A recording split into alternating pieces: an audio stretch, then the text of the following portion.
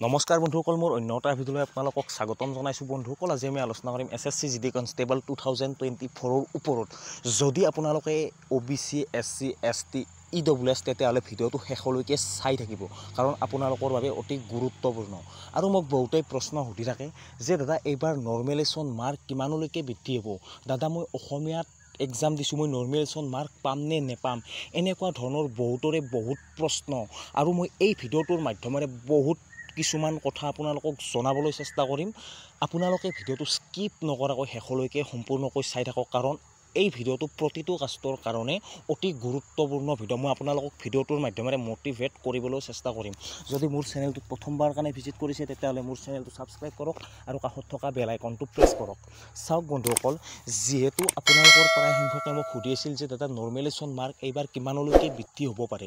আপোনালোকে যোৱা বৰ্ষত দেখিছে যে 20লৈকে নৰ্মেলেশ্যন মাৰ্ক বৃদ্ধি হৈছে। এইটোৰ কাৰণ এটাই যে এটা কুৱেশ্যনত 2 মাৰ্ককে থকাৰ কাৰণে আপোনালোকৰ নৰ্মেলেশ্যন মাৰ্ক 20লৈকে বৃদ্ধি হোৱা দেখা গৈছে। এইবাৰো আপোনালোকৰ নৰ্মেলেশ্যন মাৰ্ক 20লৈকে বৃদ্ধি হোৱা দেখা যাব, কাৰণ এটা কুৱেশ্যনত 2 মাৰ্ককৈ এইবাৰো আছে। আৰু বহুতেই সুধি আছিল যে দাদা মই অসমীয়াত এক্সাম দিছোঁ, মই নৰ্মেলেশ্যন মাৰ্ক পাম নে নেপাম। চাওক বন্ধুসকল, যিহেতু SSC GDৰ আপোনালোকৰ লেংগুৱেজৰ ওপৰত কথা নাই যে আপোনালোকে অসমীয়াত এক্সাম দিয়াৰ কাৰণে আপোনালোকে নৰ্মেলেশ্যন মাৰ্ক পাবলৈ সক্ষম নহ'ব, এইটো কথা নহয়। আপোনালোকে নৰ্মেলেশ্যন মাৰ্ক পাব, কাৰণ আপোনালোকৰ শ্বিফ্টৰ ওপৰত নিৰ্ভৰ কৰিহে আপোনালোকে নৰ্মেলেশ্যন মাৰ্ক পাব। তাত কোনো ধৰণৰ লেংগুৱেজৰ ওপৰত নিৰ্ভৰ কৰি আপোনালোকে নৰ্মেলেশ্যন মাৰ্ক নাপায়। আপোনালোকে অসমীয়াতে দিয়ক বা হিন্দীত দিয়ক, ইংলিছতে দিয়ক, যিকোনো লেংগুৱেজতে নিদিয়ক কিয় আপোনালোকে নৰ্মেলাইজেশ্যন মাৰ্ক শ্বিফ্ট অনুযায়ী আপোনালোকে সকলোৱে পাব।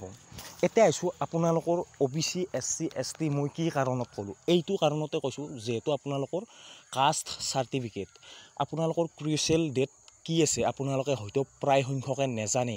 আপোনালোকৰ কাষ্ট চাৰ্টিফিকেটখন কিমান ডেটৰ আগৰ হ'ব লাগিব। যদি আপোনালোকৰ কাষ্ট চাৰ্টিফিকেটখন 31 ডিচেম্বৰ 2023 চনৰ আগৰ বা 31 ডিচেম্বৰ 2023 চনলৈকে বনোৱা হয়, তেতিয়াহ'লে আপোনালোকক একচেপ্ট কৰিব। তাত স্পষ্টকৈ লিখা আছে যে 2023 চনৰ 31 ডিচেম্বৰৰ আগৰ হ'ব লাগিব, অৰ্থাৎ 31 ডিচেম্বৰৰ এপ্লাই লাষ্ট ডেট আছিল, তেতিয়ালৈকে আপোনালোকৰ কাষ্ট চাৰ্টিফিকেট হ'ব লাগিব। তেওঁলোকে ক্ৰুচিয়েল ডেট ধৰি দিছে।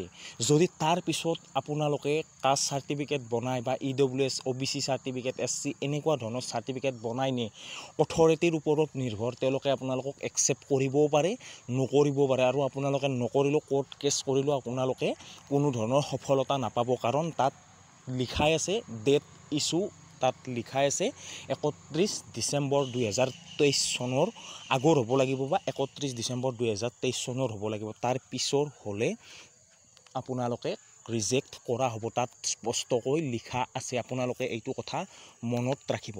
এতিয়া আহিছোঁ আপোনালোকে প্ৰায় সংখ্যকে ফিজিকেল কাট অফ সুধি থাকে যে দাদা ফিজিকেল কাট অফ কিমান যাব, ফিজিকেল কাট অফ কিমান যাব।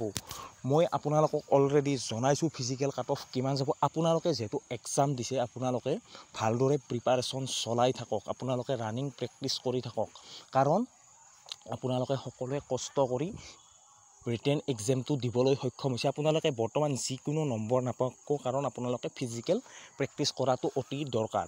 কাৰণ মই এনেকুৱা ল'ৰাও দেখিছোঁ গ্ৰাউণ্ডত যে আপোনাক কৈ থাকিব মই 90 পাইছোঁ, মই 100 পাইছোঁ, আপুনি ডিমটিভেট হৈ গৈছে, কিন্তু পাছত গম পাব সেই ল'ৰাজনে 60 পাইছে, 50 পাইছে।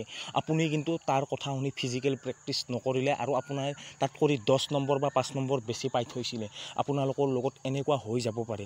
এতিয়া যিহেতু আপোনালোকে গমে পাইছে আপোনালোকৰ এইবাৰ বেছিকৈ নম্বৰ পোৱা ল'ৰা ছোৱালীৰ সংখ্যা বেছি, সেই বুলিয়ে আপোনালোকে ফিজিকেল প্ৰেক্টিচ নকৰিব নেকি।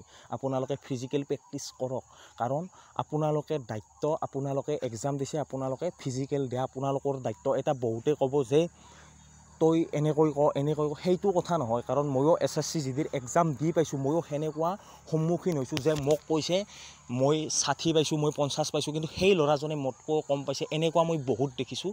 আপোনালোকে নিজৰটো চিন্তা কৰক, ফিজিকেল প্ৰেক্টিচ কৰক। আৰু কাট অফ যিমান যায় আপোনালোকে গমেই পাব, কোনো একজেক্ট কাট অফ ক'ব নোৱাৰে। একজেক্ট কাট অফ আপোনালোকে দেখিছে নেকি কোনোবাই ক'ব পৰা, আজিলৈকে দেখিছে নেকি যে একজেক্ট কাট অফ কৈ দিছে? কোনেও ক'ব নোৱাৰে, সেইটো SSCহে পাৰিব, একজেক্ট কাট অফ SSCহে দিব পাৰিব। তাৰ মাজতো দুই এজনে কাট অফ আপোনালোকক দিয়ে যে ইমান কাট অফ যাব পাৰে ময়ো আপোনালোকৰ কাৰণে কমিউনিটি পলত এটা পোষ্ট কৰিছোঁ আপোনালোকে গৈ ভোট কৰক ময়ো আপোনালোকৰ বাবে এটা কাট অফৰ ভিডিঅ' জলদি আনিবলৈ চেষ্টা কৰিম আজিৰ ভিডিঅ'টোত এইখিনি আজিলৈ আহিছোঁ জয় হিন্দ